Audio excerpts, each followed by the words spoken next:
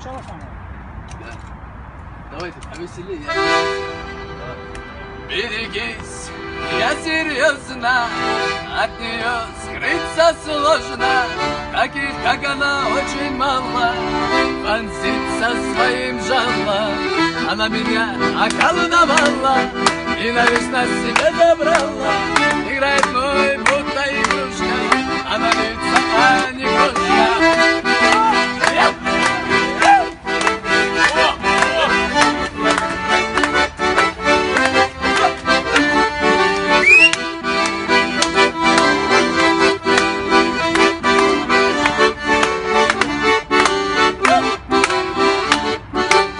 Своим ароматом мани, чего хочет она, не знаю, соблазнит или обманет, но я перед нею таю.